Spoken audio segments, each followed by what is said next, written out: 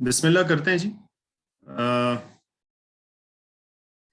تفاسیر کی مختلف جہات یا اقسام کی بات ہو رہی تھی۔ ہم نے تفسیر بیانی کے بارے میں کچھ پڑھا، اور پھر اس کے بعد ہم نے تفسیر فقہی یا فقہا کی تفاسیر کے بارے میں کچھ بنیادی سی چیزیں پڑھی اور سمجھی۔ یہاں پر ہم نے جب ابتدائی تقسیم ذکر کی تھی تو اس میں علمی و فکری تفاسیر کو ہم نے ایک الگ کیٹیگری، اور اس کو بہت سارے لوگ الگ کیٹیگری کے اندر ہی رکھتے ہیں۔ میں نے یہ تفسیر کلامی و فکری و علمی تفاسیر کو ایک ہی امبریلا دینے کی کوشش کی ہے۔ اس کی وجہ سب سے پہلے میں عرض کر دیتا ہوں۔ یہ کلام یا تھیالوجی دراصل ایک فلسفے کو کہتے ہیں، جو مذہبی فلسفہ جس کو ہم کہہ سکتے ہیں۔ تو کلام کا کل مقصد بھی یہی ہوتا ہے کہ علم کو، عقیدے کو موجودہ علم کے ساتھ اس طرح سے ریکنسائل کرنا کہ ان کے درمیان میں کوئی اختلاف نہ پیدا ہو، یا ان کے درمیان میں کوئی اختلاف واضح نہ ہو، سمجھ میں نہ آئے، یا اختلاف کو ختم کیا جائے۔ دوسرے لفظوں میں کسی بھی زمانے کی انڈرسٹینڈنگ کے ساتھ مذہب کو جوڑنا، یا مذہبی فکر کو جوڑنا، عقیدے کو جوڑنا اور عقیدے کی تفہیم کو جوڑنا، یہی کلام کا کام ہوتا ہے۔ اقبال کی جو کتاب، جس کا غامدی صاحب بھی بہت زیادہ حوالہ دیتے ہیں، اور ویسے بھی وہ جو آئیڈیا ہے ڈیکنسٹرکشن آف دا ریلیجیس تھاٹ، یہ بھی اسی چیز کا نام ہے۔ کلام ہی کو نئے سرے سے متعین کرنا ہے، فلسفیانہ بنیادوں پر اور فلسفیانہ دائرے کے اندر کھڑے ہو کر مذہبی فکر کو اور مذہبی انڈرسٹینڈنگ کو اس طرح سے پیش کرنا کہ سننے، دیکھنے، سمجھنے والے، ماننے والے اور فالورز کے لیے اس کا کنیکشن قائم ہو سکے، اس کی ریلیونس بن سکے اس کے ساتھ۔ اور ظاہر ہے کہ جو علمی فکری تفسیروں کی ایک قدیم یا کلاسک کیٹیگرائزیشن ہے، اس کی میرے خیال میں اس کی ہم ہلکی سی تعریف کر دیتے ہیں، یا بتا دیتے ہیں کہ وہ کہتے کس چیز کو ہیں، تو اس سے آئیڈیا ہو جائے گا کہ ان کو ہم نے اکٹھا کیوں کیا ہے۔ علمی اور فکری تفسیر کو کلاسیک کے اندر یوں دیکھا گیا ہے کہ وہ والی تفاسیر یا وہ والے مفسرین جن کا ماننا، کہنا، سمجھنا یہ ہے کہ دنیا میں جتنے بھی علوم ہیں، خواہ وہ مذہبی ہیں یا غیر مذہبی ہیں، وہ ساروں کا منبع جو ہے وہ قرآن ہے۔ تو اس نقطۂ نظر سے لکھی گئی جتنی بھی تفاسیر ہیں، ان کو علمی فکری یا تفاسیر العلمیہ کہا جاتا ہے عربی۔ جدید جو علم کے زاویے ہیں، فریم ورکس ہیں، ان کے اندر اس کی کوئی خاص وہ نہیں ہے، یعنی اس کی پلیسمنٹ نہیں بنتی۔ اگر آپ آج کے دور میں، ویسے بھی میجورٹی کے ہاں یہ والا آئیڈیا، میجورٹی مینز اسکالرس کی میجورٹی، نہ کہ عوام کی عقیدے کو ماننے والوں کی، اس میجورٹی میں یہ والا آئیڈیا کہ تمام علوم قرآن کے اندر موجود ہیں اور تمام علوم کا منبع و مصدر جو ہے وہ قرآن ہے، یہ والی چیز کو بہت زیادہ اپریشیٹیبل نہیں ہے، اس کو زیادہ نہیں دیا جاتا، توجہ نہیں دی جاتی ہے۔ اس تناظر میں بھی اس کی کوئی الگ کیٹیگری آج کے دور میں نہیں بنتی۔ لیکن اگر ہم کچھ مثالوں کو دیکھ لیں کہ جن میں کچھ سائنسی طرز سے تفسیر کرنے کی کوشش کی گئی، یا ہم اس طرح کی کاوشوں کو دیکھیں گے جس طرح کی کاوشوں میں وہ کلامی تفسیر ہے سر سید احمد خان صاحب کی،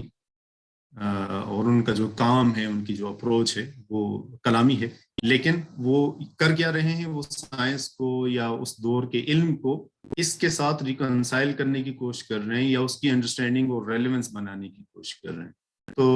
وہ بھی یہی کہتے ہیں کہ علم کو یا داخل کرنا ہے یا خارج کرنا ہے، یعنی تمام علوم کو اس میں شامل ماننا ہے یا نہیں ماننا۔ تو اس زاویے سے آپ آئیں یا اس زاویے سے آپ آ جائیں، بات ایک ہی ہو جاتی ہے کہ بھئی آپ نے اپنے دور کے کلام کی نقطہ نظر، اس کو لفظ کلام کا، تھیالوجی کا دے دیں، تب بھی اس کا مفہوم معنی جو ہے نا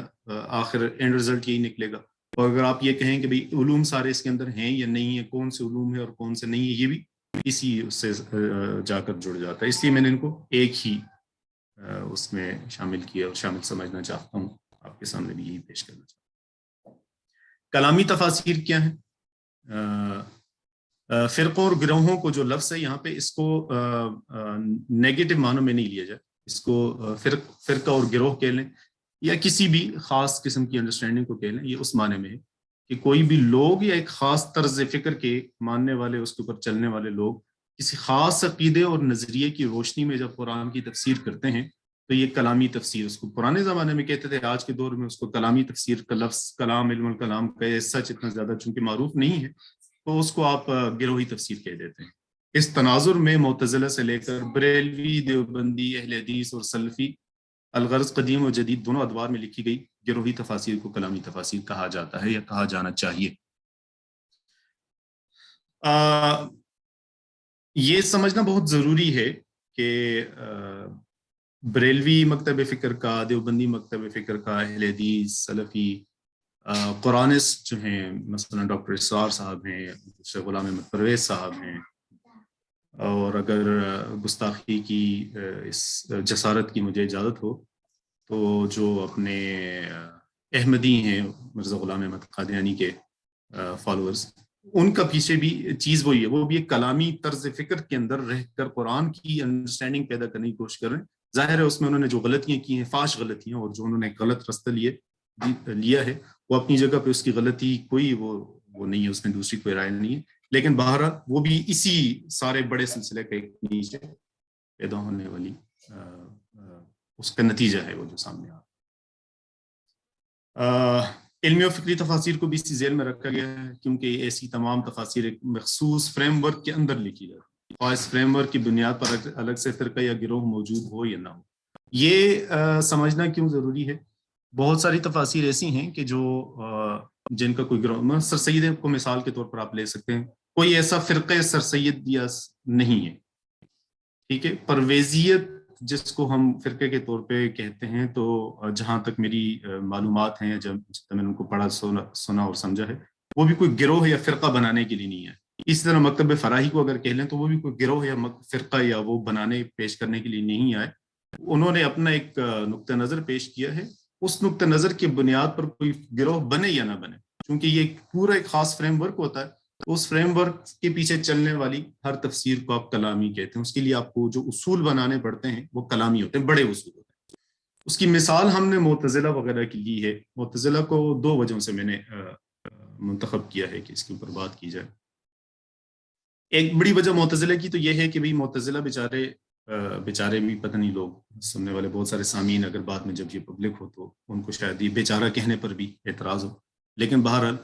یہ ایک ایسا گروہ ہے کہ جس کو قرن اول سے لے کر آج تک کوئی بھی ہمارا مذہبی لٹریچر کی کوئی کتاب ایسی نہیں ہے کہ جنہوں نے ان کے اوپر کچھ نہ کچھ دھرا نہ ہو۔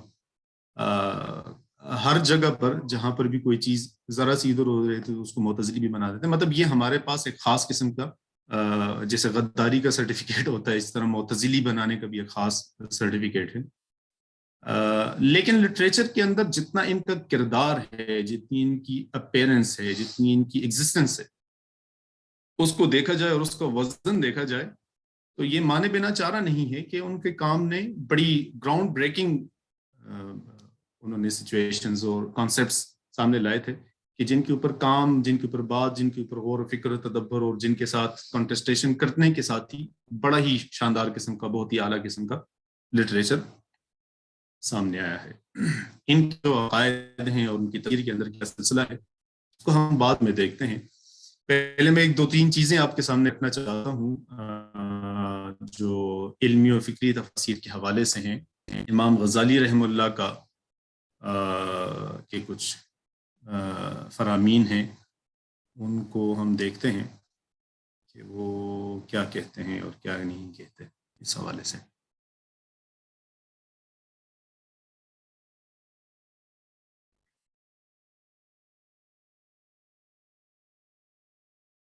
یہ ہے جی التفسیر العلمی۔ آپ اسکرین دیکھ سکتے ہیں؟ جی بالکل جی نظر تو انہوں نے اس کی تعریف یہ کی کہ یحکم الاصطلاحات العلمیہ فی عبارات القرآن ویجتہد فی استخراج مختلف العلوم والآراء الفلسفیہ منها۔ علمی اصطلاحات کا استعمال کیا جاتا ہے قرآن کی عبارات میں، ان کو بڑا غور سے دیکھنا اور ان کی خاص توجہ دی جاتی ہے، اور کوشش کی جاتی ہے کہ مختلف علوم اور مختلف فلسفیانہ آراء کو قرآن کریم کی عبارتوں سے، اس کے الفاظ سے، اس کے معنی سے، مفاہیم سے کشید کیا جائے، نکالا جائے. یہ ایک ہے. اب آپ یہ آرائے فلسفیہ کو اگر وہ کلامی اس نقطہ نظر میں لے کے جائیں تو یہ ایک ہی چیز بن جاتی ہے، علمی تفسیر اور کلامی تفسیر. اس کے بارے میں بہت ساری چیزیں ہیں جو انہوں نے اپنی ایک خاص پرانی ہی طرز کی کیٹیگری کے اندر رکھ کر کیا. لیکن وہ پوری چیز کیا ہے اس کو آپ یوں سمجھ سکتے ہیں. امام غزالی کی کتابیں ہیں دو. جواہر القرآن بھی بہت معروف کتاب ہے، بہت اہم کتاب ہے، اور دوسری جو کتاب ہے الاحیاء، احیاء العلوم کے نام سے اردو میں بھی موجود ہے، مختلف زبانوں میں موجود. اس میں ایک جگہ پہ وہ کہتے ہیں کہ یہ جو ہائی لائٹڈ عبارت ہے، ان القرآن یحوی 77,000 علم و 200 علم. کہہ رہے ہیں کہ قرآن کریم کے اندر 70,000 کیا کہتے ہیں اس کو، 77,000 علم ہیں، موجود ہیں. 77,000 علوم ہیں کہ ہر کلمہ جو ہے، ہر جو لفظ ہے وہ علم ہے. اور پھر اس کو آگے سے کہتے ہیں کہ وہ دگنا چگنا ہو جاتا ہے. کیسے؟ اس لیے کہ ہر جو جملہ ہے وہ اس کا ایک ظاہری مفہوم بھی ہے، اس کا ایک باطنی مفہوم بھی ہے، اور اس کی ایک حد بھی ہے، اور اس کا ایک مطلب بھی ہے. یعنی جتنے بھی آپ اس کے لفظ کے اندر جتنی بھی امکانیات کو تلاش سکتے ہیں، ان سب سے کوئی نہ کوئی علم نکلتا ہے. پھر اپنی اس بات کے لیے وہ ابن مسعود رضی اللہ تعالیٰ عنہ پہ قول ذکر کرتے ہیں کہ انہوں نے کہا کہ جو پہلوں اولین اور آخرین کا جتنا بھی علوم ہے، اولین پہلے والوں کے اور بعد میں آنے والے تمام مخلوقات کے علوم سے واقفیت کو رکھنا کہنا چاہتا ہے تو وہ قرآن کریم کے اندر غور کرے. ٹھیک ہے. پھر یہ کہتے ہیں کہ بھی فالعلوم کلھا داخلۃ فی افعال اللہ عز وجل وصفاته. جتنے بھی علوم ہیں وہ اللہ تعالیٰ کے افعال اور اس کی صفات کے اندر داخل ہیں. اچھا، اور قرآن کریم کے اندر اللہ تعالیٰ کی ذات اور اس کے افعال اور اس کے صفات ساری چیزوں کی شروحات ہیں، اور ظاہر ہے کہ ان کی کوئی حد نہیں ہے اللہ تعالیٰ کی ذات اور صفات اور افعال کے حوالے سے. اور قرآن کریم کے اندر اس کے حوالے سے صرف اشارے ہیں. تو اس کا مطلب یہ ہے کہ بھئی چونکہ ساری چیزیں اللہ تعالیٰ کی ذات اور اللہ کی افعال اور اس کی صفات سے نکلتی ہیں، جتنی بھی ہیں علوم ہیں یا جو بھی ہے،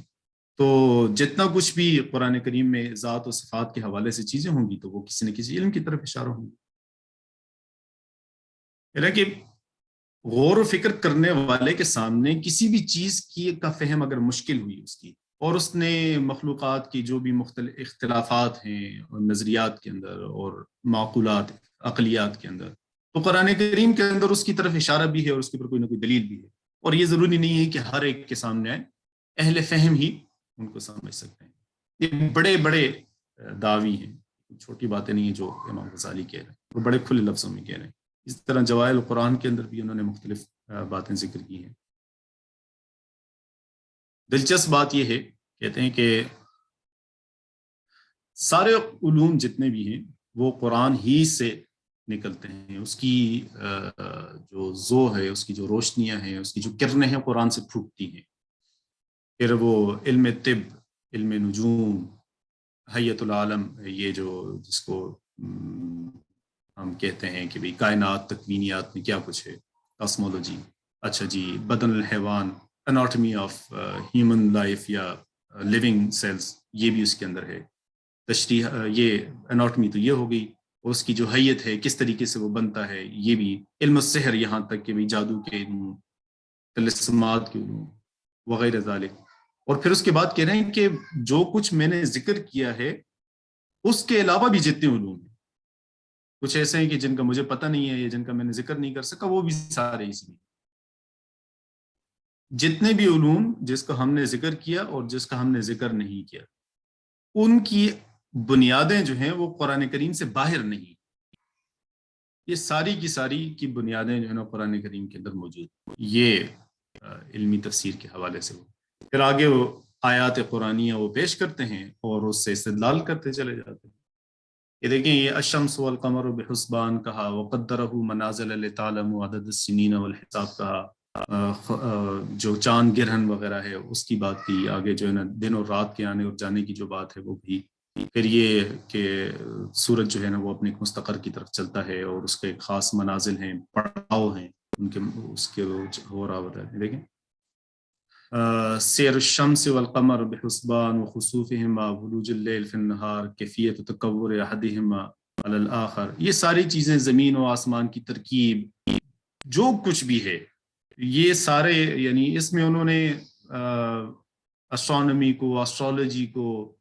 اور انہوں نے نا فزکس کو، طبیعیات کو، جو کچھ بھی ہم جانتے ہیں دنیا اور کائنات کے حوالے سے یا سوچ سکتے ہیں، وہ سارے کچھ کو کہہ دی کہ قرآن کریم کے اندر موجود ہے. پھر آگے یہ تشریح اعضاء ہے جو ہے، یہ اناٹمی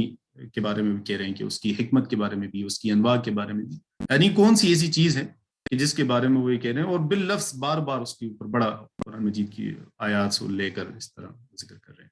جلال الدین السیوطی کے حوالے سے بھی یہ چیز ہے. ان کی اس کتاب کا ذکر ہم نے کیا تھا، الاکلیل فی استنباط التنزیل، اس میں انہوں نے بہت ساری آیات سے جو ہے نا بہت سارے معنی اور مفاہیم نکالے ہیں اور ان کے بارے میں بات کی ہے. یہاں تک کہ سوشیالوجی کے حوالے سے بھی بہت ساری چیزیں ہیں،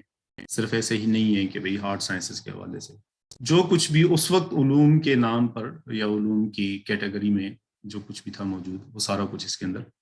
علم جفر ہے کہ رمل ہے کہ بہرحال آپ نام لیتے جائیں اور یہ آپ کو قرآن کریم کی آیات سے اور قرآن کریم سے ان چیزوں کو نکال کر آپ کے سامنے لاتے بھی جائیں گے اور رکھتے بھی جائیں گے.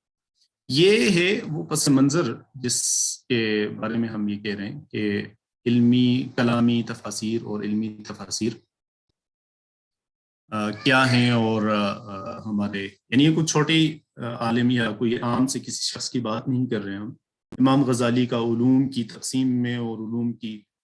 بڑی ایک ہمارے ہاں جو فکری معاملات ہیں وہ امام غزالی کی فکر سے پھوٹتے ہیں، ان کے کام سے پھوٹتے ہیں. تو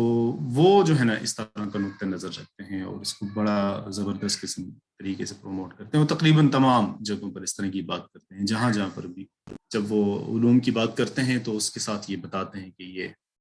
اللہ تعالیٰ کی ذات سے ہی ہمارے پاس آئے ہیں اور وحی کے ذریعے آئے ہیں، قرآن کریم کے اندر کے ذریعے آئے ہیں اور قرآن کریم کے اندر یہ ساری چیزیں موجود ہیں وغیرہ. چنانچہ اس بنیاد پر تفسیر کرنے کی وہ اجازت بھی دیتے ہیں اور تفسیر کرنے کو، اس طرح کی تفسیر کرنے کو وہ سپورٹ بھی کرتے ہیں. اسی روشنی میں اب آپ یہ دیکھ لیں کہ امام راضی نے جو کچھ لکھا ہے، تو اگرچہ بہت سارے لوگوں نے یہ بھی کہا کہ ان کی کتاب کے اندر تفسیر کے علاوہ سارا کچھ ہے، لیکن اگر ان کے نقطہ نظر سے دیکھیں تو انہوں نے بہت بڑا کام کیا. سیوطی کی جو کتاب ہے اس کے اندر بھی اس طرح ہے، اور بے تحاشا کتابیں ہیں. پھر آج کل جدید دور کے اندر تو اور بھی زیادہ ہو گئی ہیں. سید قطب کی تفسیر کو بڑا جو ہے نا اس کے اندر رکھ سکتے ہیں کر کے، اور اس طرح کی کافی ساری تفاسیر ہیں. خاص طور پر اب آپ اگر غلام احمد پرویز صاحب کی تفسیری جو اپروچ ہے اس کو دیکھیں تو اس کے اندر بھی وہ یہ کر رہے ہیں، تو کیا ایوولوشن کو اور کیا سیاسیات کو اور کیا کس کو اور سائنس کو، مطلب دنیا کا کون سا ان کے زمانے کا علم ہے معروف کہ جس کو وہ قرآن کی آیات کے اندر اور اسے نکال نہیں رہے یا اس کے اندر سے ثابت نہیں کر رہے، اس کے مطابق اس کو پیش نہیں کر رہے. تو یہ ایک چیز. ایک خاص چیز میں عرض کرنا چاہوں گا یہاں پر، وہ یہ ہے کہ بہت سارے علماء کرام اگر اس طرح کی کوئی تفسیر کریں یا نہ کریں، میں ٹریڈیشنل لوگوں کی بات کر رہا ہوں، وہ اس نوعیت کی کوئی تفسیر لکھیں یا نہ لکھیں، مانتے ہوئے اسی چیز کو کہ قرآن کریم کے اندر سب کچھ موجود، کوئی ایسی انسانی زندگی کا سلسلہ نہیں ہے کہ خواہ معیشت ہے، کہ سماجیات ہیں، کہ معاشرت ہے، کہ احکامات ہیں، کہ قوانین ہیں، کہ کیا اخلاقیات ہیں، کہ یہاں تک کہ ایسٹیٹکس کیا ہیں، ساری چیزیں جو ہیں اس کے اندر موجود ہیں، اور سب چیزوں کے بارے میں ان کا خیال اور ماننا یہی ہے قرآن سے ہی نکالی جاتی ہے. دوسری ایک چیز یہ ہے کہ بریلوی، دیوبندی، اہل حدیث، سلفی، حیاتی مماتی دیوبندیوں کے اندر، بریلویوں کے اندر پھر مختلف نقطہ نظر کے لوگ ہیں، اس طرح اہل حدیث کے اندر الگ الگ نقطہ نظر کے لوگ ہیں. یہ سارے کلامی گروہ ہیں، اور یہ کلامی گروہ جتنے بھی ہیں یہ بھلے خارجی حالات سے پیدا ہوں یا جو کچھ بھی ہوں، لیکن استناد کے لیے، اتھینٹسٹی کے لیے اور اپنی بات میں وزن کو ثابت کرنے کے لیے قرآن کی طرف رجوع لازماً کرتے ہیں۔ دو چیزیں یہاں پہ اور ہیں، وہ یہ ہیں کہ ایک تو ضروری نہیں ہے کہ کوئی بھی کلامی اور فکری نقطہ نظر جو پیدا ہوا ہے وہ عقیدے سے پیدا ہوا، وہ خارجی حالات سے اور مختلف علوم کے آپس میں جب کنٹرسٹیشن ہوتی ہے اس سے پیدا ہوتا ہے، اور پھر اس سے آپ جاتے ہیں جو آپ کے ٹیکسٹ ہیں، سیکرڈ ٹیکسٹ ہیں، ان کی طرف جاتے ہیں اور وہاں سے بھی وہ والی اینک لگا کر یا اس خاص عقیدے اور نظریے کی روشنی میں پھر اس کو دیکھتے ہیں، اس کی تشریح کرتے ہیں۔ معتزلہ کو ہم ٹیسٹ کیس کے طور پر لیتے ہیں کہ کیا ہوا ان کے ساتھ، وہ کیسے پیدا ہوئے، اور ان کا کیا نقطہ نظر ہے، اور اس نقطہ نظر نے کب پریویل کیا اور پھر کس طریقے سے وہ ہماری پوری ایک ٹریڈیشن کے اوپر ان کا چلتا ہوا ایک اثر رہا ہے۔ میں کوشش میری رہی ہے کہ میں زیادہ ریفرنسنگ کے لیے زیادہ کتابوں کے بجائے اس طرف جاؤں، ایک آدھ کتاب کے اوپر اسٹک کر کے آپ کو جو نا آپ کے سامنے چیزیں رکھوں تاکہ ہم ان کو وہ کر سکیں، آسانی ہو۔ پھر اس کے اوپر چونکہ تفصیلات زیادہ ہو جاتی ہیں تو وہ زیادہ کنفیوژن کا باعث بنے گا۔ بیسک سی جو چیزیں ہیں وہ سامنے آ جائیں، میرے خیال میں کافی ہوگا، سے ایک اوور ویو مل جائے گا۔ اچھا جی، یہ یہاں پر معتزلہ کی بحث شروع ہوتی ہے۔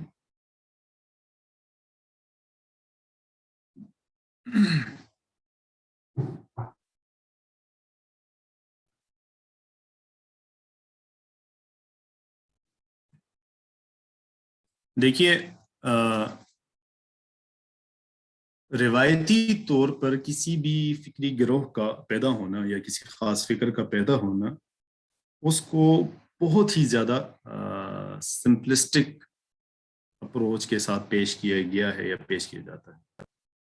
اور یہ کسی ایک صرف معتزلہ کے بارے میں نہیں ہے، خوارج کے حوالے سے بھی ہم نے پڑھا کہ بس جی انہوں نے کہا کہ وہ جنگ ہو گئی تھی اور اس کے بعد انہوں نے وہ جب نیزے لے کر آئے اور ان کا ان الحکم الا للہ، اور پھر انہوں نے بعد میں کہا کہ آپ نے تو قرآن پر حکم نہیں لگایا، اور قرآن تو یہ کہتا ہے، اور اس طرح ان کی پیدائش کو کا ذکر کر دیا۔ یا اس سے کچھ تھوڑا سا آگے لوگ گئے ہیں تو کہا کہ جی وہ ابن سبا تھا اور اس نے جو ہے نا وہ یہودی تھا، اور اس نے خاص طور پر یہ مسلمانوں کے اندر گروہی اختلافات پیدا کرنے کے لیے سارا کیا۔ تو اتنی ایک سادہ سی ایکسپلینیشن دے کر اس کو آگے بڑھا دیا گیا۔ اسی طرح معتزلہ کے حوالے سے بعد میں بہت سارے اور گروہوں کے حوالے سے بھی اس طرح کی چیزیں آپ کے سامنے آتی چلی جاتی ہیں۔ خاص طور پر جو اخوان الصفا ہیں ان کے بارے میں بھی اس طرح کی چیز ہے کہ بس وہ صرف اپنی حکومت چاہتا تھا اور اس وجہ سے اس نے یہ کیا، وہاں سے وہ ناکام ہو گیا، پھر اس نے ایک جو ہے فلسفہ بنایا اور اس فلسفے کے مطابق اس نے لوگوں کو افیم کھلانا شروع کر دیا اور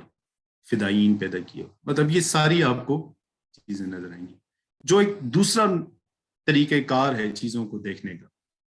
وہ چونکہ جدید ہے، نئے دور میں پیدا ہوا ہے، سوشل فینومیناز کو دیکھنا multi dimensional viewpoint of view کے ساتھ، یہ میرے خیال میں بہت زیادہ معروف نہیں رہا قدیم دور میں، تو اس وجہ سے اس حوالے سے آپ کو بہت زیادہ کام بھی نظر نہیں آتا۔ لیکن جب یہ چیزیں پریویل کرنے لگیں، لوگوں کو اس طرح کی تحقیقات کی طرف رجحان ہونے لگا اور چیزوں کو کمپلیکسٹی کے ساتھ دیکھنے کا معاملہ زیادہ مزید پیدا ہوا، تو وہ والی جو تشریحات ہیں یا وہ والے بہت سارے فیکٹرز ہیں وہ بھی سامنے آنے لگے۔ یہ ایک جو لائن ہے، اس لائن کے اندر آپ کو پورا ایک نیریٹو نظر آتا ہے۔ وہ نیریٹو یہ ہے کہ لوگ جیسے جیسے عہد نبوت سے حضور صلی اللہ علیہ وسلم کے زمانے سے دور ہوتے چلے جائیں گے، تو ویسے ویسے تفسیر کے اندر غموض پیدا ہو جائے گا۔ غموض مطلب یہ ہے کہ کہہ دیں کہ وہ معلوم نہیں ہے، میں مبہم کا لفظ استعمال نہیں کرنا چاہ رہا، لیکن غامض عربی میں یہ کہتے ہیں کہ جو پردے کے اندر چھپا ہوا۔ تو یہ پورا نیریٹو کہ جیسے جیسے زمانہ عہد نبوت سے دور ہوگا، ویسے ویسے تفسیر یا قرآن کے منشا جو ہے نا وہ لوگوں کی نظروں سے اوجھل ہوتا چلا جائے. چنانچہ اب یہ اس مقدمہ ہے، یہ ایک دعویٰ ہے، اس دعوے کے اوپر انہوں نے وہ نتیجہ یہ نکالا ہوا ہے جی جیسے جیسے وقت گزرے گا ویسے ویسے تفسیر بھی بڑھتی چلی جائے گی، یعنی اس کے اندر نئے نئے افکار اور نئے نئے نظریات پیدا ہوتے چلے جائیں گے. یہ دوسرا جو معنی ہے کہ بھی تفسیر بڑھتی چلی جائے گی یا اس کے اندر ایک سے زیادہ جہاد پیدا ہوتی چلی جائے گی، یہ تو درست ہے، لیکن کیا اس کی وجہ صرف یہ ہے کہ عہد نبوت سے دوری اس کا سبب ہے؟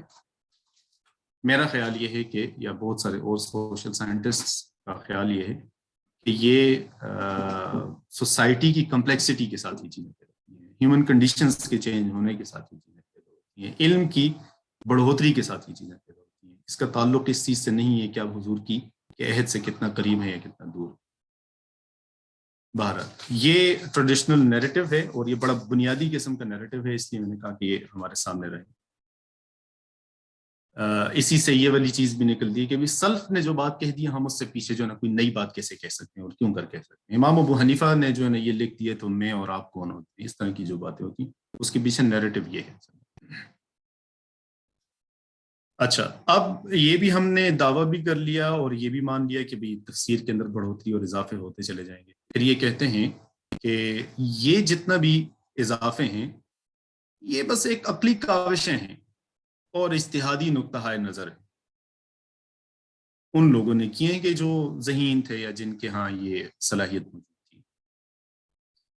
لیکن اب اگلا یہ جو وقت کے ساتھ میں کہہ رہا ہوں نا کہ جیسے جیسے دوری چلی جاتی ہے ویسے ویسے کہہ رہیں گے سلف نے کر دیا تو بعد والے لوگ تو اس کے مطابق نہیں ہو سکتے. اس کو کور کرنے کے لیے کہہ دیں یا اس کو ایک اپنے نقطہ نظر کے مطابق درست تناظر میں رکھنے کے لیے اب اگلی بات یہ کہتے ہیں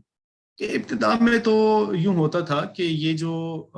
نئے نئے اس کے اندر افکار اور نظریات اور چیزیں پیدا ہوتی تھیں وہ لغوی قوانین کے اندر ہوتے تھے، حدود شریعت کے اندر ہوتے تھے.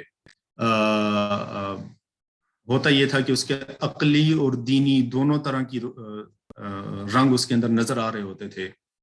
اور اسی وجہ سے چونکہ یہ ساری چیزوں کا خیال رکھا جاتا تھا اس لیے جو تفسیر برائے ہوتی تھی وہ ہمیشہ المحمود ہوتی تھی، یعنی قابل قبول اور قابل شریعت کے مطابق ہوتی تھی. یہ مضمون نہیں ہوتی تھی جس کو ہم منحرف یا انحرافی تفاسیر یا تشریحات کہہ سکتے ہیں کہ وہ نہیں ہوتی. دیکھیں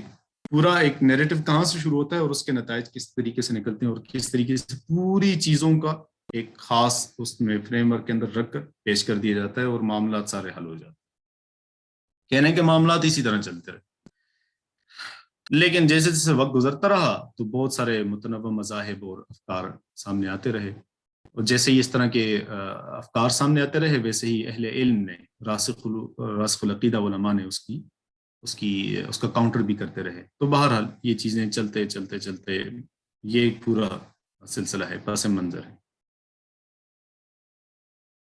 یہ ایک بڑی دلچسپ بات ہے یہاں پر، یہ کہہ رہے ہیں کہ اچھا اس نیریٹو کو مزید وہ کرنے کے لیے کہہ دیں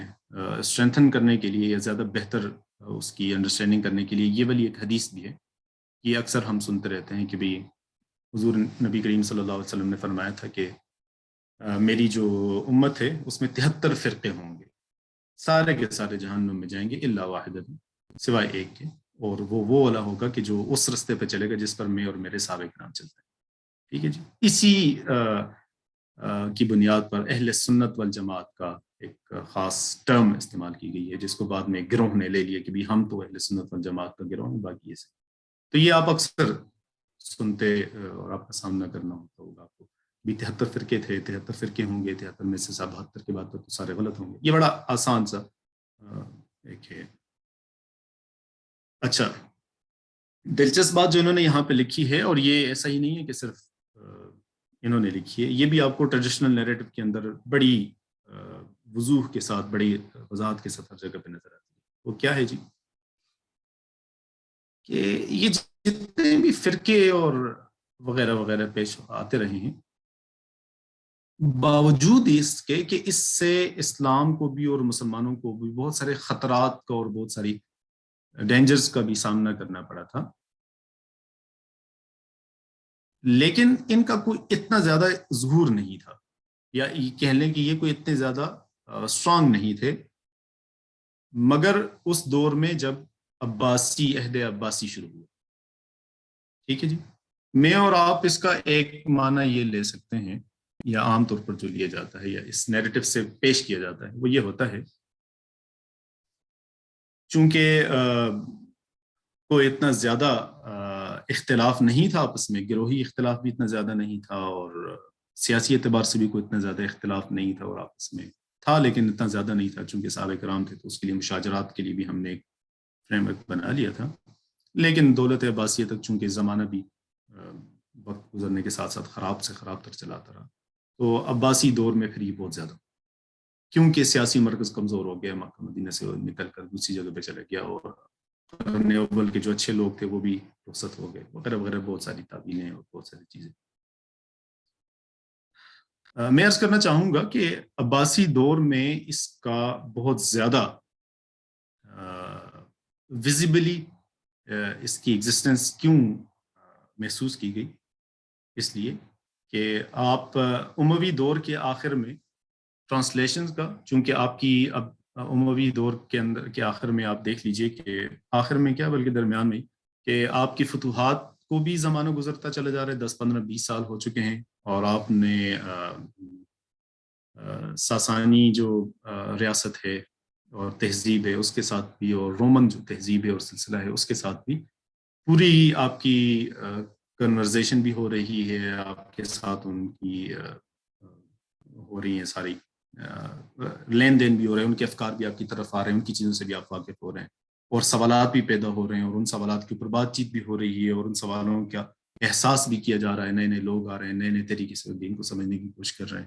پھر ٹرانسلیشن کی ایک موومنٹ شروع ہو جاتی ہے. ٹرانسلیشن موومنٹ جو ہے وہ آپ کے ہاں بہت ساری علمی کتابوں کو اور دیگر مذاہب کو اور دیگر تہذیبوں کو، سویلائزیشنز کے علوم کو بھی لے کر آ رہی ہے، قوانین کو بھی لے کر آ رہی ہے. یہ ساری چیزوں کے موجود ہونے کی وجہ سے آپ کے ہاں وہ افکار بھی پیدا ہونے لگے.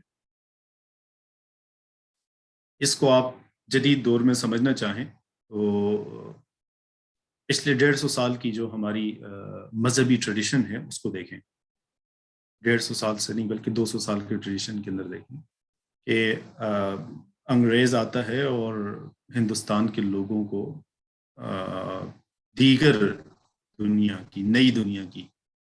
ظاہر ہے وہاں پر تو یہ 19ویں صدی میں نہیں آیا نا یہ سارا انقلاب، وہاں پر تو علوم کی یہ نئی آبیاری جو تھی یہ وہاں پر تو اس وقت دور میں نہیں آئی، وہاں پر تو پہلے سے آئی ہوئی، لیکن اس کے اثرات، ٹریولنگ ایسی نہیں ہے، آپس میں ذرائع مواصلات وغیرہ نہیں ہے، تو اتنے اس کے اثرات بھی نہیں ہیں، اتنا پتہ بھی نہیں ہے. تو بڑے ہی آسانی سے آپ 150 سال 200 سال پہلے تک کے جو ہمارے اسکالرز ہیں وہ بہت ہی آسانی سے، اور اس طرح نا جیسے چٹکیوں میں نئے علوم کو، ایوولوشن کو، دوسرے تیسرے جتنے بھی جدید علوم ہیں، ایون چاند کے اوپر جانے نہ جانے کو، اور یہ سارے جو قصے کہانیاں ہم کے طور پر یہ لوگ بیان کرتے ہیں، نئی دنیا کی جتنی بھی انڈرسٹینڈنگز ہیں اس کو جو اس طرح چٹکیوں پہ اڑا دیتے ہیں اور کہہ دیتے ہیں یہ تو کچھ بھی نہیں، اور لوگ مان بھی جاتے ہیں کیونکہ اس کے اثرات نہیں ہیں، وہ لوگوں تک اس کی وہ سینسٹیوٹی بنی نہیں ہے. لیکن ابھی آپ اس دور میں یا پچھلے 50 60 سال کے اندر دیکھیں کہ وہ کس طرح سے وہ نیریٹو چینج ہو رہے ہیں، اور کس قدر تنوع پیدا ہوتا چلا جا رہا ہے، کتنی ڈائیورسٹی پیدا ہوتی چلی جا رہی ہے. کوئی اس طرف سے آ کر ان چیزوں کو کیا کہوں میں ایڈجسٹ کرنے کی کوشش کر رہے ہیں، قدرت سے کر رہے ہیں کہ کوئی نئے طریقے سے، مطلب ساری افکار، فکر کی ساری جو توجہ ہے وہ اس طرف لگ گئی ہے. کس طرح سے یہ ساری چیزوں کو انڈرسٹینڈنگ بنائی. تو یہ ایک اہم چیز تھی، میں نے کہا کہ ہمارے ذہن میں آ جائے کہ ہوتا کچھ ہے، اس کو پیش کیسے بھی کیا جائے. جیسے آج کل کے دور میں بہت آسانی سے دے دیا جاتا ہے کہ اصل میں تو یہ الحاد کو پھیلا رہے ہیں، خدا کے دشمن ہیں تو اس وجہ سے یہ سارے کام کر رہے ہیں. تو کیا آیا وہ الحاد ہے یا خدا کے دشمن ہے اس وجہ سے ہو رہا ہے، یا کوئی علم کی اپنی ضروریات ہیں اور علم کی مطالبات ہیں جن کو ہم نے دیکھنا ہے. یہ ایک اور خاص طریقہ کار ہے افکار کے تنوع کو پیش کرنے کا، روایتی نقطہ نظر کے مطابق قدیم روایت کے اندر آج کل موجود ہے. اس کو آپ کہہ سکتے ہیں کہ سازشی نظریات جن کو ہم کہتے ہیں کہ مختلف جو مذاہب ہیں ان کے ماننے والوں میں سے، یا مختلف مسالک یا مختلف نظریات کے ماننے والوں میں سے ایسے لوگ تھے کہ من تزیہ بزی الاسلام وابطن القید لہ حنینا الی ملتہم الاولی. بہت سارے ایسے دوسرے ادیان کے، دوسرے مذاہب کے یا غیر مسلموں میں سے بہت سارے ایسے لوگ تھے کہ انہوں نے بظاہر تو اسلام قبول کر لیا یا اسلام کا وہ ماسک پہن لیا، لیکن اپنا جو ان کے دل کے اندر نفرت تھی اور دل کے اندر جو ان کا ایک قید مکر تھا اس کو انہوں نے چھپا کر رکھا. اور مقصد کیا تھا؟ یہ سارا کچھ اس لیے کرتے تھے کہ وہ جو ان کا پچھلے والا دین ہے یا ان کا پہلے والے جو عقائد ہیں ان کی طرف ان کا بڑا میلان ہوتا تھا. تو اس میلان کی بنیاد پر وہ بظاہر تو مسلمان ہو بھی گئے کسی سلطنت، جاہ، طاقت وغیرہ کی بنیاد پر، لیکن اپنی اصل میں وہ ہوئے نہیں تھے. تو انہوں نے پھر سازشیں کی. عبداللہ ابن سبا معروف ہے، ایسا یعنی بنیاد ہے ہمارے ہاں اس چیز کی. تو انہوں نے کیا کیا جی کہ انہوں نے مسلمانوں کے درمیان اس طرح کے عقائد اور افکار کو پھیلانا شروع کر دیا کہ جس کا مقصد یہ ہوتا تھا کہ ان کے درمیان فتنہ پیدا ہو. اب یہ فتنہ جس کو ہم کہتے ہیں یہ بھی ایک دلچسپ سا قصہ ہے. بہرحال وہ بھی ہے، جڑتا اسی چیز سے ہے کہ ہر فکر کو جو کہ نئی ہے اور وہ کسی بھی چیز سے پیدا ہوئی ہو، ہم نے اس کو فتنہ کہہ کر یا منحرفین کا گروہ کہہ کر یا دشمنان اسلام کہہ کر ایسے کاؤنٹر کیا. روایتی نقطہ نظر کے اندر جتنے بھی مسلمانوں میں گروہ پیدا ہوئے ہیں ان کو یہ کہتے ہیں کہ بھی 5 بنیادیں ہیں ان کی، ان 5 بنیادوں سے یہ سارے نکلتے ہیں. اہل سنت ہیں، معتزلہ ہیں، مرجعہ ہیں، شیعہ ہیں اور خوارج ہیں. کہہ رہے ہیں کہ اس کے علاوہ جتنے بھی ہیں وہ ان کی اکثریت وہی ہے کہ جو انہی 5 سے نکلی. اہل سنت ہی کے آگے سے اہل سنت میں بریلوی بھی ہیں، سلفی بھی ہیں، اہل دیوبندی بھی ہیں، حیاتی بھی ہیں، مماتی بھی ہیں، بے تحاشا ہیں. معتزلہ کے اندر بھی کچھ ہیں. معتزلہ میں سے تو مطلب غامدی صاحب کو بڑے آسانی سے کہہ دیا جاتا ہے کہ وہ بھی معتزلی ہیں، اور سید کو کہہ دیا جاتا ہے کہ وہ بھی معتزلی ہیں. مطلب جو جو ٹریٹس نظر آتے ہیں نا اسی ایک خاص کیٹیگری میں ان کو فٹ کرتے چلے جاتے. مرجعہ کے بارے میں ہوتا ہے کہ جو لوگ وہ نہیں کرتے ہیں، اعمال کو کوئی اتنی اہمیت نہیں دیتے اور بس وہ اس امید پر رہتے ہیں کہ بھی اللہ تعالیٰ تو غفور الرحیم ہے تو وہ معاف کرے گا. شیعہ کے جتنے فرقے ہیں، زیدیہ، یزیدیہ، اثنا عشریہ، امامیہ اور اسماعیلیہ، بہائی، یہ سارے ان میں سے آ جاتے ہیں. اور خوارج کے بھی ہیں، جیسے کہ ہم نے کچھ پاکستان میں موجود ان مسلح تحریکوں کے بارے میں معروف ہے، آپ نے وہ نیریٹو اکثر سنا پڑا ہوگا کہ ان کو خارج اور خوارج کے اس میں جو ہے داخل کرنے کی کوشش کی. تو یہ وہ چیزیں ہیں کہ جس طرح ہمارے وہ لینسز ہیں جن کے اندر ہم لوگوں کو اور چیزوں کو اور فکروں کو دیکھتے رہتے ہیں.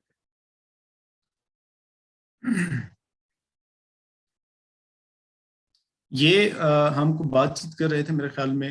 رضا بھائی نے اس کی طرف توجہ دلائی تھی کہ ہمارے ساجد حمید صاحب نے شاید یہ بات بتائی کہ لوگ جو حضور صلی اللہ علیہ وسلم کے زمانے میں تھے اور ان کے بعد جو ابتدائی لوگ تھے قرآن کو پڑھتے تھے یا اس کو سنتے تھے تو اس کی روح تک خود بخود پہنچ جاتے تھے. ان کو اس کی کوئی تفسیر کی وہ نہیں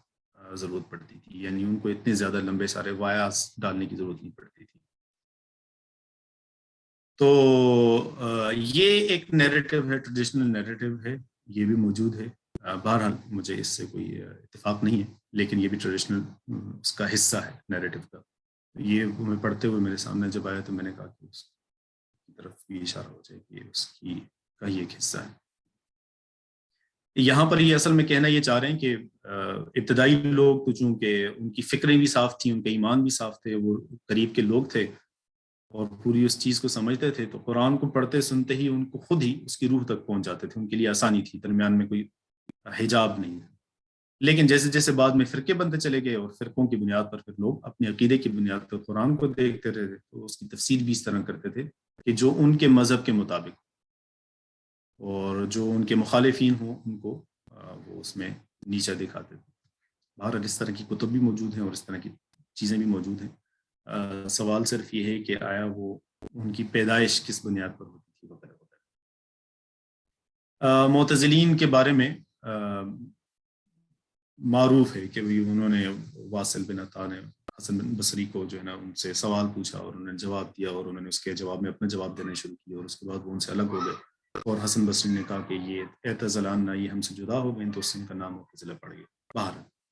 ہم اس قصے اور اس کی تفصیلات میں جائے بغیر ایک بات عرض کرنا چاہ رہا ہوں جو کہ بڑی دلچسپ ہے. معتزلہ کا ایک بڑا معروف سا عقیدہ ہے کہ المنزلہ بین المنزلتین. المنزلہ بین المنزلتین کا مطلب یہ ہوتا ہے کہ دو پڑاؤ کہہ لیں یا دو منزلوں میں دو مقامات میں سے کے درمیان میں ایک مقام. یہ درمیان کا مقام اس کا تصور قرآن میں نہیں ہے ایز سچ یا ٹریڈیشنل نیریٹو کے اندر کہیں موجود نہیں. انسان فاسق ہوتا ہے, منافق ہوتا ہے, مومن ہوتا ہے, لیکن یہ کہ بھئی وہ ایمان والا بھی ہو اور کافر بھی ہو اور یا کافر بھی ہو اور ایمان والا بھی ہو یا ہو نہ ہو, یہ ساری چیزیں جو ہے نا اس کو کہیں پہ ایڈجسٹ کرنے کے لیے انہوں نے یہ ایک منزلہ بین المنزلتین کا وہ فریم ورک بنایا. یہ کیسے اس کی وہ تو بن گیا, اب اس سے اتفاق اختلاف ساری چیزیں اپنی جگہ, لیکن ان کی دلیل دیکھیں, دلیل کتنی زبردست ہے. وہ یہ کہتے ہیں کہ اگر کوئی شخص ایمان والا ہے, مومن ہے, اور وہ گناہ کبیرہ کا ارتکاب کرتا ہے, بڑے گناہ کرتا ہے, تو آیا وہ مسلمان رہے گا یا وہ کافر ہو جائے؟ ٹھیک ہے, تو ہم تو نہیں کہتے اس کو, یعنی اہل سنت یا عموماً نیریٹو جو ہے وہ گناہ کبیرہ ہی کیا ہے, ٹھیک ہے, بری بات ہے, لیکن وہ ہے تو مومن ہی. تو یہ کہہ رہے ہیں کہ ہم اس کو مومن نہیں کہہ سکتے. کیوں؟ یہ کہہ رہے ہیں کہ ان المؤمن اسم مدح. یہ جو لفظ مومن ہے یہ تو تعریف والا نام ہے, یہ تو پریزنگ ورڈ ہے. یہ تو ایسا نہیں ہو سکتا نا کہ بھئی اتنا خوبصورت لفظ ہے, اتنا اچھا ہے اور تعریفی توصیفی ایک نام ہے, اصطلاح ہے, وہ آپ کیسے جو ہے نا ایک فاسق لا یستحق المدح, اور جو فاسق ہو, گنہگار بندہ ہو, اس کی آپ تعریف کیسے کر سکتے ہیں؟ ٹھیک ہے, چنانچہ اس سے یہ ثابت ہوا کہ جو گنہگار ہے, بڑا گناہ کرنے والا ہے, فلا یکن مؤمنا, وہ مومن نہیں ہو سکتا. ٹھیک ہے جی. اب ولیس بکافر ایضا, اور اس کو ہم کافر بھی نہیں کہہ سکتے, کیونکہ وہ بالشہادتین جو گواہی ہے اللہ کی وجود کی, اللہ کے معبود ہونے کی اور حضور نبی کریم صلی اللہ علیہ وسلم کی نبوت کی, اس دونوں کی گواہی دیتا ہے. اور اس کے علاوہ بھی گناہ, یعنی اس نے ایمان لایا ہے اور مسلمانوں کے اندر رہ رہا ہے یا ان کے رہن سہن کے مطابق رہ رہا ہے, چنانچہ ہم اس کو کافر بھی نہیں کہہ سکتے. ٹھیک ہے. چنانچہ اگر وہ اسی حالت میں فوت ہو جاتا ہے اور توبہ بھی نہیں کرتا, اچھا پہلے اگلی والی بات میں بعد میں جاتا ہوں. چنانچہ ہم اس کو مومن نہیں کہہ سکتے اور کافر. یہ دیکھیں کتنی زبردست دلیل ہے کہ ہم اس کو مومن نہیں کہہ سکتے کیونکہ اس میں مدح ہے, اور فاسق نہیں کہہ سکتے, کافر نہیں کہہ سکتے کیونکہ وہ ہے گواہی دیتا ہے اور ایمان لاتا ہے. چنانچہ ہم اس دونوں کے درمیان میں ایک تیسری جگہ ان کے لیے مان لیں گے. ایک بات, دنیا میں تو آپ نے اس کے لیے کوئی کیٹیگری بنا لی, آخرت میں کیا ہوگا؟ اب یہ کہہ رہے ہیں کہ اگر اس نے توبہ نہیں کی اور فوت ہو گیا, اب یہ دیکھیے قیامت میں تو دو ہی فریق ہوں گے, فریق فی الجنہ و فریق فی السعیر, کہ اللہ تعالیٰ نے فرمایا کہ قیامت میں یا جنت میں جاؤ گے یا جہنم میں جاؤ گے. چنانچہ اگر وہ مومن ہے اور گنہگار ہے, ٹھیک ہے, تو وہ جنت میں نہیں جا سکتا, اور چونکہ کافر نہیں ہے تو جہنم میں بھی نہیں جا سکتا. تو کیا ہوگا جی؟ یہ کہہ رہے ہیں کہ پھر اس کے اندر ان کا دوسرا عقیدہ بھی جڑ جاتا ہے, عدل والا. تو یہ کہہ رہے ہیں کہ اس کے لیے یخفف عنہ, اس سے جو ہے نا ذرا تخفیف کی جائے گی, اس کے اوپر ذرا آسانی کی جائے گی, تو اس کو جہنم کے اندر ایسے درجے میں ڈالا جائے گا جو کہ کافروں والے درجے سے الگ ہو. یہاں پر انہوں نے ایک نئے اس کے لیے کیٹیگری یہاں پر بنایا. تو یہ ہے وہ منزلہ بین المنزلتین کی دلیل بھی, اور اس کا پورا فریم ورک یہ انہوں نے کیا. آپ اس ساری بات کو دیکھیں تو آپ کو لگتا ہے کہ کسی مدبر نے, مفکر نے اپنے معروف موجود علم کے اندر کھڑے ہو کر نہایت ہی غور و فکر کے بعد کوئی چیز نکالی. ٹھیک ہے, یہ والی چیز معتزلہ کے ہاں مسلسل آپ نظر آئے کہ وہ بہت غور و فکر کرنے والے ہیں, بہت تدبر کرنے والے ہیں, چیزوں کو بہت بڑے کینوس کے اندر جو بھی ان کا موجود ہے. ہمارے علاج آج کے دور میں بھلے وہ ہمیں نیرو سا لگے یا وہ بہت زیادہ اپیلنگ نہ بھی لگے, لیکن وہ اپنے لحاظ سے ایک بڑے کینوس میں اور بڑے ہی اپیلنگ طریقے سے اور بڑے ہی کنونسنگ اپروچ کے ساتھ بات کرتے ہیں, سلسلے کو آگے بڑھاتے ہیں. یہ ایک ان کا بنیادی نقطہ نظر ہے. منزلہ بین المنزلتین کا. پھر آگے کی بھی ان میں بصرہ والے معتزلی الگ تھے، بغداد والے الگ تھے، وغیرہ وغیرہ وہ چیزیں ساری. توحید کے بارے میں وہ یہ کہہ رہے ہیں کہ بھئی توحید اللہ تعالیٰ کی ذات ایسی ذات ہے کہ وہ ہمارے لیے کنسیویبل نہیں ہے کسی بھی اعتبار سے. چنانچہ یہ کہنا کہ قیامت والے دن اللہ تعالیٰ کی رؤیت ہوگی، ان کا دیدار ہوگا، ممکن نہیں. بھی آپ کی آنکھ میں وہ طاقت ہی نہیں ہے کہ وہ اللہ تعالیٰ کی ذات کو دیکھ سکیں، وہ خدا وہ دنیا میں ہو یا آخرت میں، تو ایسا ممکن نہیں.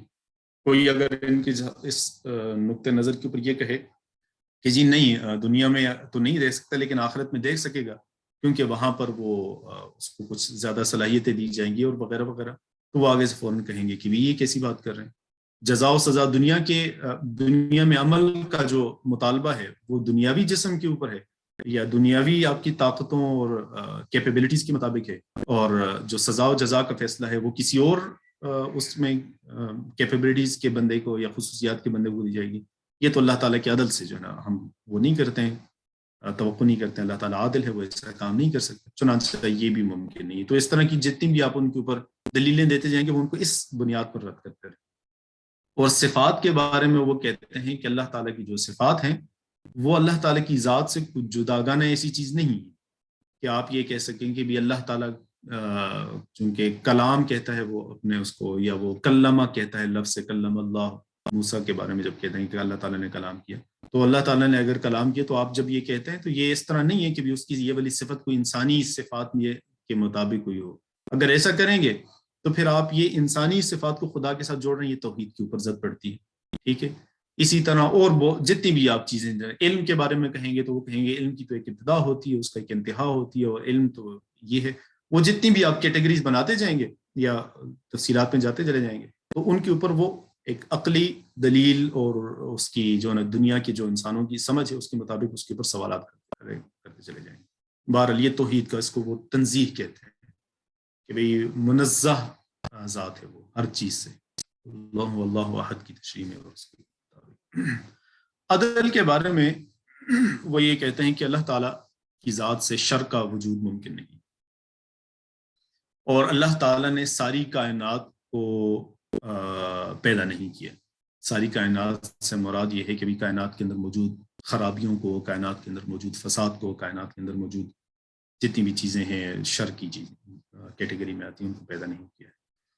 اور اسی طرح انسانوں کے جو افعال ہیں، ان کے جو اعمال ہیں، ان کو بھی اللہ تعالیٰ نے پیدا نہیں کیا. کیوں؟ اگر انسانوں کے اعمال کو اللہ نے پیدا کیا تو پھر انسان نے جس کا قتل کیا وہ قتل بھی اللہ تعالیٰ کے پیدا کرتا ہے، تو پھر اس کا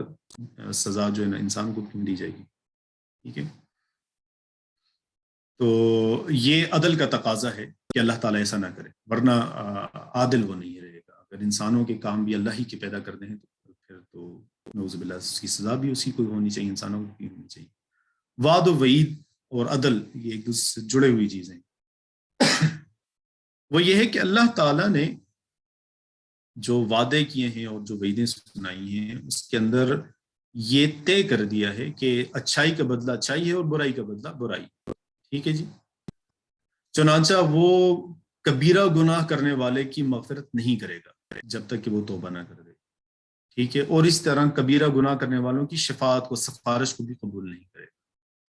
ٹھیک ہے. اور ان کو کسی کو بھی جو ہے نا جہنم سے نہیں نکالے. اس کے لیے پھر وہ قرآن کی آیات سے دلیلیں بھی دیتے ہیں، لیکن یہ اس کو وہ کہتے ہیں کہ یہ قانون ہے اللہ تعالیٰ کا، قانون سزا و جزا ہے. اس قانون سزا و جزا سے ہٹ کر اللہ تعالیٰ کا کوئی فیصلہ نہیں ہو سکتا، نہیں وہ کرتا ہے. پھر اس طرح امر بالمعروف نہیں عن المنکر وغیرہ کا ایک سلسلہ ہے، وہ بھی اس طرح ہے. وہ اہل سنت سے مختلف اس معنی میں ہے کہ وہ یہ کہتے ہیں کہ بھی امر بالمعروف کا مطلب صرف زبانی کلامی کہنا وہنا نہیں ہے، بلکہ وہ روکنا ہے، یہ انسانوں کی ذمہ داری. یہ ان کے بنیادی عقائد ہیں. انہی عقائد کے مطابق وہ قرآن مجید کی آیات کی تشریح کرتے ہیں. جیسے میں نے کلم اللہ کی بات کی، اس طرح ید اللہ علی الجماع کی بات ہے. اس طرح یہ کہ ثم استوى